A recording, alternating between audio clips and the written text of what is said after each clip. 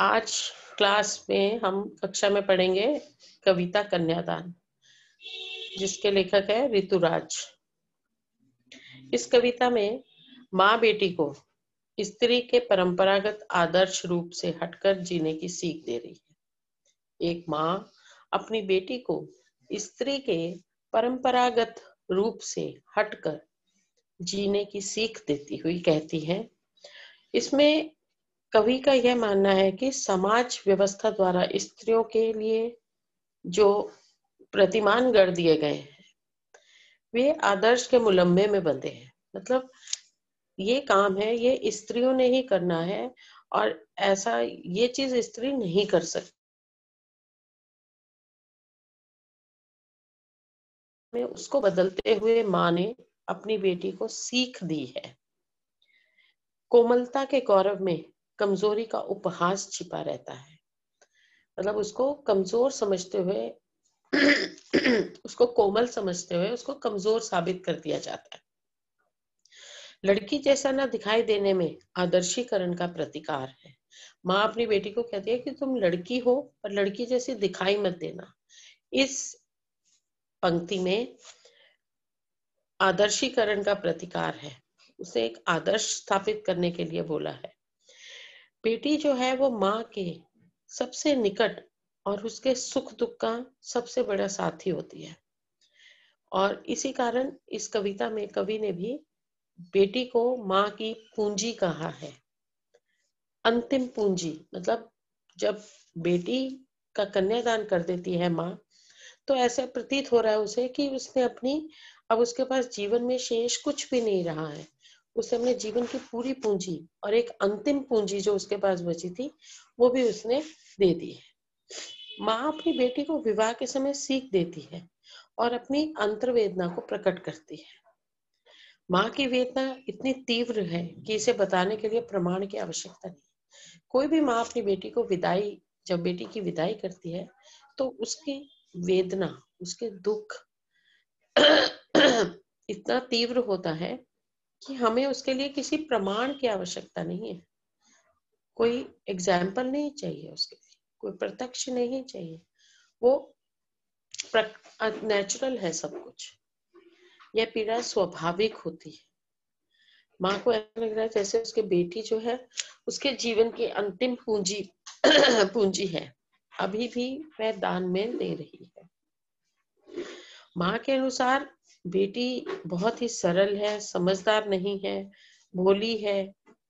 उसको जीवन में सुख की कल्पनाओं मतलब उसको दुख को प्रकट करना नहीं आता, वो दुख सहन नहीं कर सकती। ये हर माँ के लिए, अपने बच्चों के लिए भाव होता है।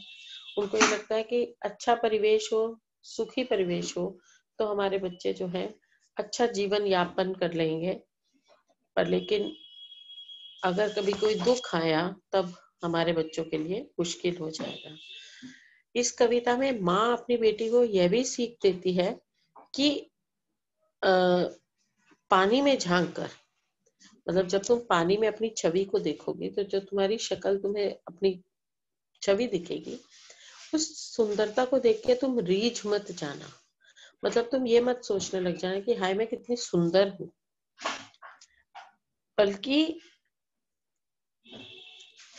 हर इससे सावधान रहना। और जो आग है, आग जो होता है वो रोटियों को सेकने के लिए होता है। कभी भी परिस्थितियों से इतना परेशान मत हो जाना कि उस आग का, जो आग रोटियां सेकने के लिए है, उस आग का तुम कोई दुरुपयोग कर सको। वस्त्र और आभूषण के शब्द जालों में मत फंसना। मतलब किसी भी तरह के लालच में मत आना कि तुम्हें कोई अच्छे अच्छे कपड़े दे रहा है या गहने दे रहा है तो तुम उसकी बातों में आ जाओ। ऐसा मत करना। ये सब जो होते हैं, ये वस्त्र और आभूषण, ये स्त्री जीवन को बंधन में डालने वाले होते हैं। तब माँ ने बताया कि लड़की की तरह मर्यादित तो रहना, परंतु लड़की की तरह केवल भोली बनकर मत रह जाना। मर्यादा में रहना। मैं ये शिक्षा नहीं दूंगी कि तुम अपनी मर्यादा को पार करना, मर्यादा में रहना, पर लेकिन लड़की की तरह भोली मत बनना। तो ये सब बातें कवि ने बहुत ही सुंदर पंक्तियों के द्वारा इस कविता में समझाई है, जिसका मैंने पहले आपको एक सारांश दिया है कि इस कविता में है क्या। अब कविता पढ़ेंगे हम। कितना प्रामाणिक था उसका दुख, लड़की को दान में देते वक्त, जैसे वही उसकी अंतिम पूंजी हो। लड़की अभी सयानी नहीं थी, अभी इतनी भोली सरल थी कि उसे सुख का आभास तो होता था, लेकिन दुख बांचना नहीं आता था। पाठिका थी वह धुंधले प्रकाश की, कुछ तुकों और कुछ लयबद्ध पंक्तियों की।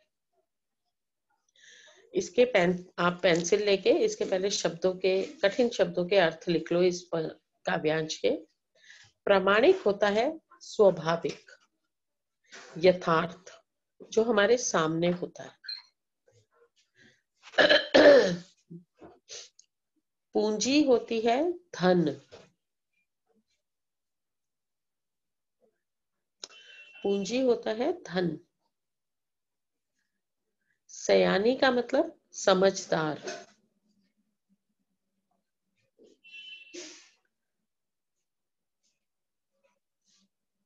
आभास, आभास का मतलब प्रतीत होना। आभास का मतलब होता है प्रतीत होना।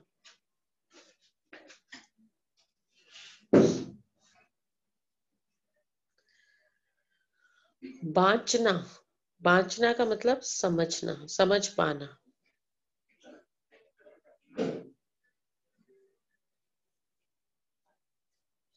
पाठिका मतलब पढ़ने वाली।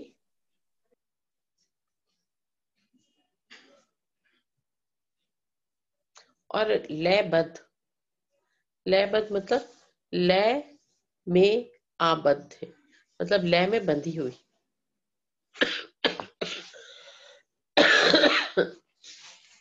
मैम लय मतलब एक ही लय में, लय होता है सुर। राइमिंग वर्ड्स करते हो ना आप? Yes ma'am. लयबद्ध पंक्तियों की, जब हम कोई भी कविता का वाचन करते हैं तो हमारे को वो लयबद्ध तरीके से करना चाहिए। जैसे कितना प्रामाणिक था उसका दुख, ये हमने लय में पढ़ा ना। हम ऐसे भी पढ़ सकते थे, ये क्या लिखा है, कितना प्रामाणिक था उसका दुख। तो कविता को हमेशा लयबद्ध तरीके से पढ़ा जाता है। अब इन पंक्तियों में कवि ने कन्या के विवाह के बाद बेटी को उसके ससुराल भेजते समय उसकी माँ की अंतर्वेदना को चित्रित किया है। कवि ने इन पंक्तियों में बेटी को अपने ससुराल भेजते हुए माँ की अंतर्वेदना को चित्रित किया है। माँ को आभास होता है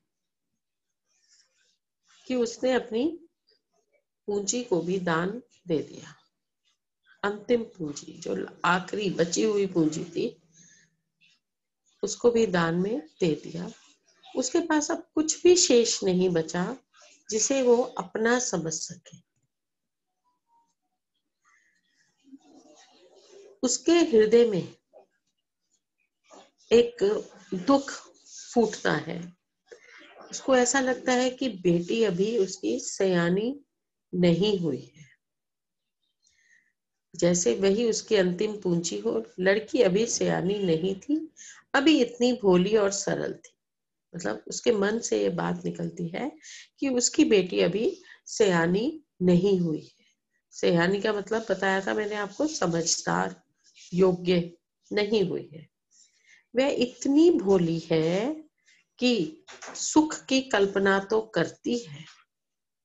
बेटी उसकी इतनी भोली भाली है कि उसकी बेटी सुख की कल्पना तो करती है, परंतु जीवन में आने वाले दुखों से उसकी बेटी हमेशा अपरिचित ही है। अभी उसकी बेटी को जीवन में आने वाले दुखों का परिचय नहीं है। वह आने वाले दुखों को कैसे सहन कर सकेगी, इस बात की चिंता माँ को सता रही। वह तो विवाह से संबंधित सुखों की कल्पना में जी रही थी, जो अस्पष्ट थी। वह तुकों और लयबद्ध पंक्तियों को सरलता से, सहजता से पढ़ना जानती थी, पर लेकिन काव्य के गंभीर भावों को समझने में असमर्थ थी।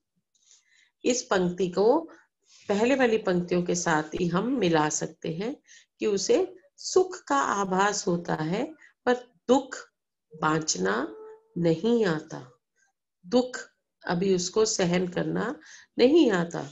इसका मतलब है कि वह कविता की जो लयबद्ध पंक्तियां हैं उनको तो सरलता और सहजता से उसको पढ़ना आता है, पर लेकिन काव्य की गंभीरता को, मतलब उस काव्य में क्या बोला जा रहा है, क्या बताया जा रहा है, उस गंभीरता को, उन भावों को, गंभीर भावों को समझने में उसकी बेटी अभी असमर्थ थी।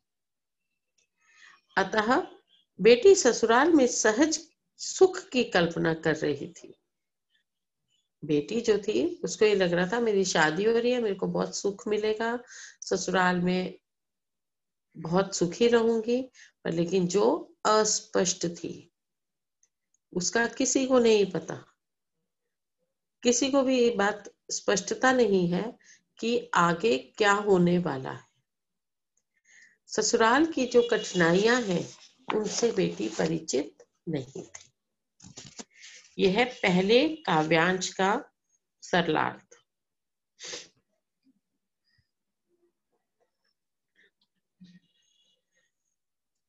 अब बताओ, समझ आया बेटे?